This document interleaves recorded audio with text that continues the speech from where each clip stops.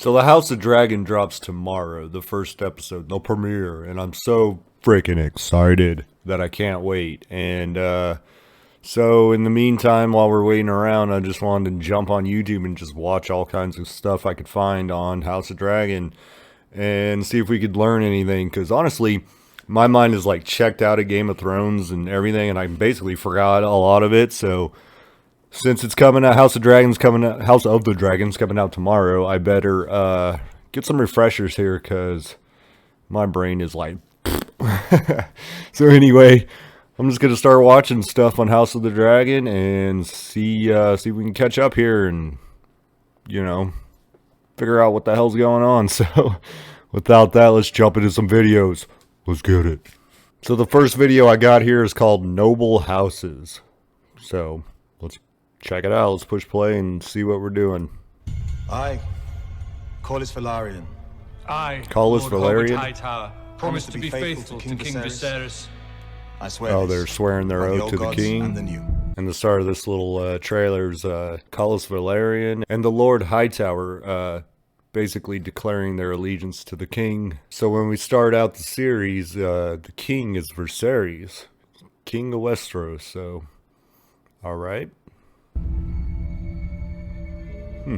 All right. Westeros is basically a feudal society. It's Old ruled by George. many noble houses, some of them going back hundreds or even thousands of years. Two of the biggest players are the Velaryons and So we got the Hightowers. Velaryons. The Hightowers are from a very ancient, wealthy, What were they called? powerful household. Back up real quick. Who have been wealthy, ancient. And the Hightowers. The Hightowers. Hightovers are from a very ancient, Velaryons and Hightowers, wealthy, alright. powerful household who have been front and center of politics for hundreds of years. The Hightowers are front and center of the politics for hundreds of years, something like that. So, kind of like, I don't know, like the Clintons in real life or something. Maybe not to say, but you know what I'm saying, or the Bushes. Political families who've been around for a long ass time, basically. So, okay. All right, I got it. The Hightowers. The Hightower sigil has a torch on it, so and their motto is "We light the way." So the Hightowers' motto is "We light the way." Okay. That So the comes across Hightowers, within they the have the characters of the tower Hightowers. sigil. Their seat of power is the southern coast, Old Town, which was for many thousands of years the biggest city in Westeros. So their seat of power is the southern coast, Old Town, I guess. And that used to be the biggest city. Or something like that. The faith was headquartered there for many years. That was where the High Septon, our equivalent of Pope, had his seat. Within the series, you have old gods and new gods, and the Seven is new religiosity, and the Hightowers have a strong connection with the High Septon. Ah, so the Hightowers have a big connection with the High Septon. So I'm sure their power and influence also has big influence over the religion and the religious beliefs and everything. When we first opened the series, So Otto the High Hightower is Septon's hand of the kinda king, like and their I think version there's of the a Hightower Pope? fire there. I There's a think saying, when the king eats, the hand shits. when the king eats, the hand shits. All right. Yeah, I remember now. The hand of the king. That was a big thing. So, all right. Got that. He steers the small council on the king's behalf when it's necessary and ensures the king's wishes are enforced. Otto's an advisor, but Viserys is quite suspicious of him. So, Otto Hightower is the hand of the king when we first start, apparently. All right. Otto sees the danger in everything. that's Otto. And Otto. even though his intentions are good, he's also persuaded himself that there is nothing but good intention behind his action. The gods have yet to make a man who lacks the patience for absolute power, Your Grace. The Velaryons are of Valyrian blood.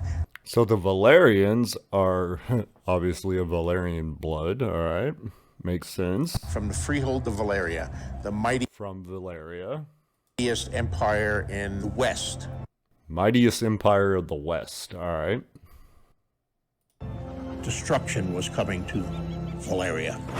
The Doom, as it would later be called.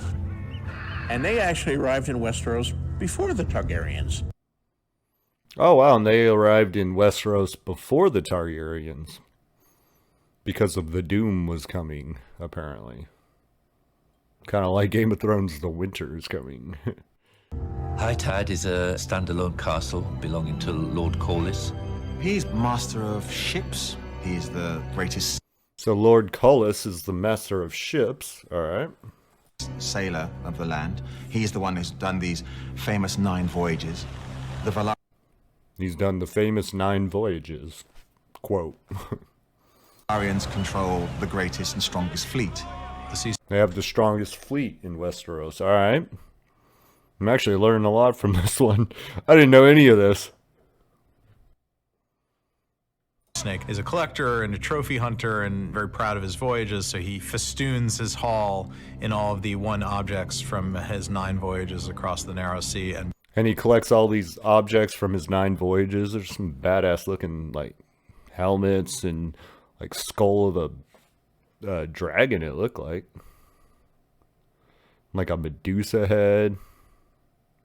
I don't know if that's actually what they are. That's what they look like. Beyond. The Sea Snake is the richest man in Westeros aside from the throne, but it's not quite good enough for him. He wants his blood. Oh, so he has the position of Sea Snake, I think?